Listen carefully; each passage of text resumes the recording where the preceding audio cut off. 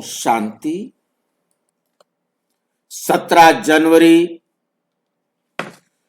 2026 आज की साकार मुरली रंगीन बड़े बड़े अक्षरों में पढ़ें, सुने और मंथन करें। हम प्रतिदिन प्रातः 4 बजे, 6 बजे, शाम को 4 बजे, 8 बजे 4 बार मुरली मंथन करते हैं। आप भी अपनी सुविधा अनुसार जब भी जुड़ना चाहें तो आप जुड़ सकते हैं। ओम शांति भाई जी। यदि आपको जुड़ने में कोई कठिनाई हो रही है तो आप सामने वाले वीडियो में नीचे चलती हुई लाइन में व्हाट्सएप नंबर देख रहे हैं, उस पर मैसेज करके लिंक प्राप्त कर सकते हैं। ये लिंक चारों समय के लिए रोजाना के लिए एक ही रहता है। चारों समय के लिए रोजाना के लिए एक ही रहता है। आप प्रश्न पूछ सकते हैं, सुझाव दे सकते हैं। अच्छा, ओम शांति। आज की साकार मुरली का सार। मीठा मीठा बाबा कहते, मीठे बच्चे, जब ये भारत स्वर्ग था तब तुम घोर सोजरे में थे। जब ये भारत स्वर्ग था तो तुम कहां थे? घोर सोजरे में थे। अभी अंधियारा है, फिर सोजरे में चलो। अभी अंधियारा है, फिर सोजरे में चलो। क्या कहना चाहते हैं बाबा हमें आज मुरली में?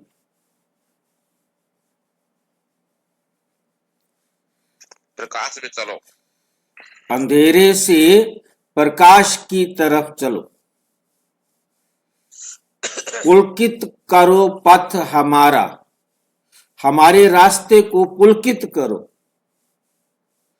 तमसो मां ज्योतिर्गमे, हमें अंधेरे से ज्योति की तरफ, प्रकाश की तरफ ले चलो। ये अंधेरा क्या है और ये प्रकाश क्या है? अंधेरा कौन सा है और ये प्रकाश कौन सा है जहां हम आत्माएं जाना चाहती हैं? अंधेरा है अज्ञान। अंधेरा है अज्ञानता, अज्ञान का अंधेरा है और हम जाना चाहते हैं ज्ञान के प्रकाश।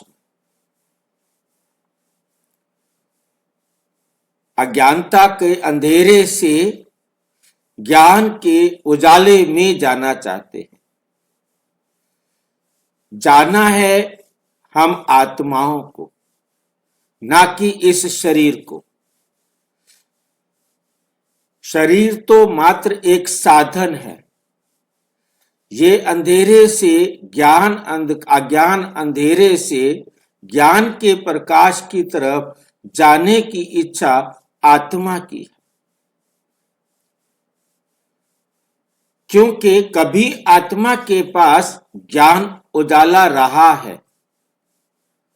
जो आत्मा ने कभी भोगा है, जिस सुख को, ज्ञान के प्रकाश को जिस आत्मा ने भोगा है, एंजॉय किया है, अब वो नहीं है, तभी उसकी इच्छा होती है। जिसने कभी उस ज्ञान प्रकाश को एंजॉय नहीं किया, वो इसको मांग नहीं सकता। जिसने लड्डू नहीं खाया, वो लड्डू की डिमांड कर नहीं सकता। ये हमने उस एंजॉय को, उस सुख को लिया हुआ है, इसलिए हमें उस सुख की पुनः डिमांड है। उस ज्ञान प्रकाश में, उस जीवन में जाने की इच्छा है।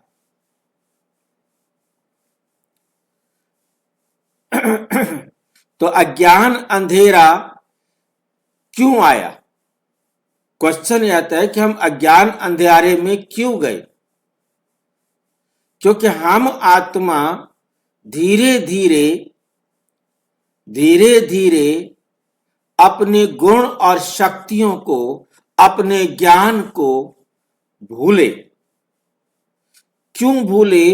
क्योंकि हमने इस देह को अपना आधार बनाया। इस देह के कारण, इस देह की इच्छाएं पूरी करते लूण तकड़े लकड़ी और क्या बोलते हैं आटा, मतलब ये इसी के चक्कर में हम इतने फंस गए इस शरीर का पेट भरने में। हमें कहना पड़ गया, इस पापी पेट के वास्ते हमें सब कुछ करना पड़ता है। हम इतना गुलाम हो गए, हमने पापी पेट कहा जो हमसे पाप करवाता है, जानते हुए कि हम गलत कर रहे हैं और हम उस पर चल पड़े। और हम इतना इस चक्रव्यूह में फंसते गए। हमें प्रेयर करनी पड़ी, हे प्रभु हमें नेकी की राह पर चलाओ, हमें बदी की राह से हटाओ। ये समझ में आ गया था कि हम बदी की राह पर चल रहे हैं। अब ये बातें समझ में किसको आई होंगी? जो नेकी की राह पर चले थे, बदी की राह से जो निकलना चाहते थे, और वो हम आत्माएं थी।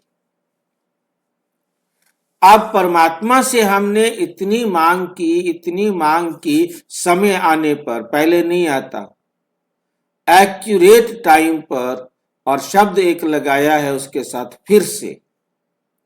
फिर से मैं आया हूं तुम्हें अज्ञानता के अंधेरे से निकाल ज्ञान की रोशनी में ले चलने के लिए। अब अंधियारा है, समझाया, इधर सोजरा है, फिर सोजरे में चलो। अंधियारा भी दिखाया, समझाया कि ये अंधियारा है, ये सोजरा है, बस अब आप इधर चलो। तो आज की मुरली का सार है, तमसो मां ज्योतिर्गमे मृत्युर्मा अमृतोगम। हमें मृत्यु से, हम मरने वालों को आकर परमात्मा ने अमर किया, हमें वो रास्ता दिखाया। अब उस रास्ते पर जितना हम चलेंगे उतना हमें प्राप्ति होगी। चलना हमको, ये बुद्धि में बहुत अच्छी तरह रखना है कि परमात्मा केवल गाइड है, केवल पंडा है, वो रास्ता दिखा रहा है। चलेंगे हम, जितना चलेंगे उतना अपना ही हम भाग्य श्रेष्ठ लिखेंगे। प्रश्न, बाप अपने बच्चों को कौन सी कहानी, बाप अपने बच्चों को कौन सी एक कहानी आकर सुनाते हैं? और बाबा हमसे भी यही उम्मीद करते हैं कि बच्चे आप भी सबको ये कहानी सुनाओ। ऐसे कहानी की तरह सुनाओ कि वो भी इस कहानी के राज को समझ जाए, कहानी के राज को समझ जाए। वो कहानी कौन सी है? वो कहानी कौन सी है? कौन सुना सकता है वो कहानी? वो कहां लिखी हुई है कहानी? वो कहानी कहां लिखी हुई है? कहीं लिखी हुई है कहानी? झाड़ के चित्र में। झाड़ के चित्र पर तो मैंने नहीं पढ़ी भाई। कौन बताएगा? कौन से चित्र पे लिखी है कहानी वो? सीढ़ी की चित्र में भाई जी। सीढ़ी के सीढ़ी चित्र में क्या लिखा है उसके ऊपर? भारत की उत्थान और पतन की 84 जन्मों की अद्भुत कहानी। हाँ, भारत के उत्थान और पतन के 84 जन्मों की अद्भुत कहानी। ऐसी कहानी जो दुनिया में आज तक कोई नहीं सुना पाया। ऐसी कहानी जिस कहानी के अंदर ही सारे 5000 साल का ड्रामा आ जाता है। पूरे 5000 साल का ड्रामा एक छोटे से चित्र के अंदर वंडरफुल तरीके से परमात्मा ने बनवाया। इस छोटे से चित्र को इतना नशे से सुनाना है, इतनी खुशी से सुनाना है, इतना उमंग उत्साह से सुनाना है कि वो बस बस और बस दीवाने हो जाए। कि ऐसी कहानी, सत्य कहानी, नर से नारायण बनने वाली कहानी, सच्ची सच्ची सत्य नारायण की कथा, इस कहानी को कहा जाता है। इसे और नाम क्या दिया जाता है? अमर कथा। परंतु कमाल की बात है कि वो अमर कथा, वो सच्ची सच्ची सत्य नारायण की कथा याद तो करते हैं, उसके महत्व को भी समझते हैं, परंतु कमाल की बात यह है कि कोई जानते नहीं। इतने हम अंधे हो गए थे, सत्यनारायण की कथा जगह जगह जाकर सुनाते थे, परंतु समझते नहीं थे कि ये तो सत्यनारायण कथा का महत्व है। किताब पर लिखा हुआ है सत्यनारायण कथा का महत्व।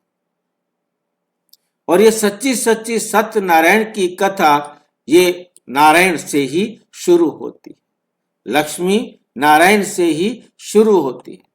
ये सबसे पहले ये आत्माएं, सतो प्रधान आत्माएं, 100% आत्माएं परम धाम से आती है।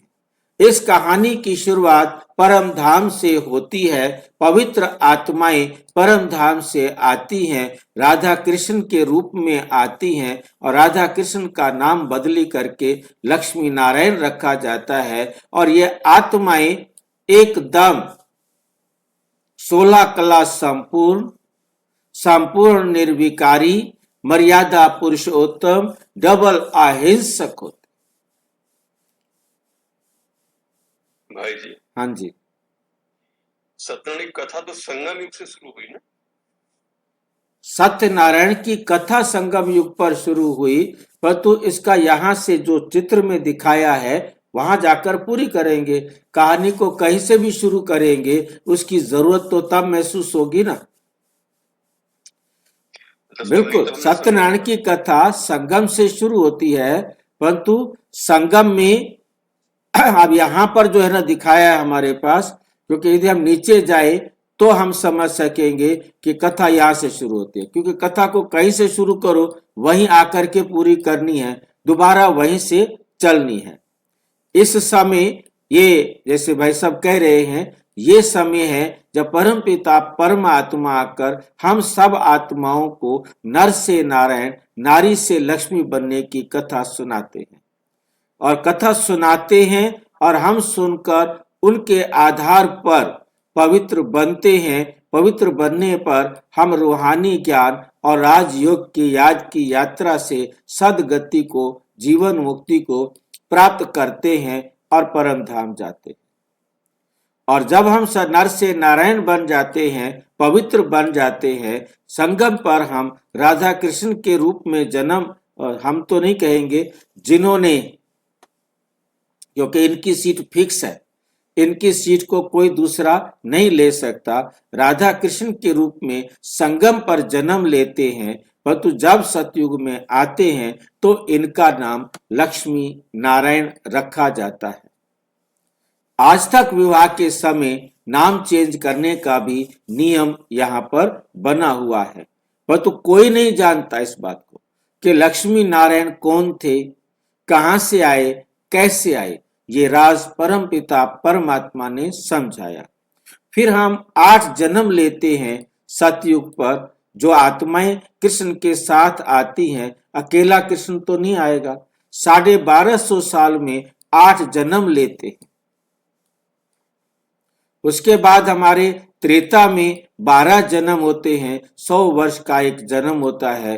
फिर द्वापर से भक्ति शुरू होती है और धीरे धीरे पहले शिव की पूजा शुरू होती है सोमनाथ के मंदिर से, और फिर शुरू होता है राधे कृष्ण की पूजा, फिर लक्ष्मी नारायण की पूजा, फिर राम सीता की पूजा, फिर गणेश हनुमान, फिर ये भी देवताएं भी हट गए, फिर पेड़ पत्थर सबकी पूजा होने से शुरू हो गई। फिर जड़ मूर्तियां बनाकर उनकी पूजा करके पानी में डाल देते हैं और हालत ये हो जाती है, विश्व धर्म सम्मेलन किए जाते हैं परंतु कोई लाभ नहीं होता।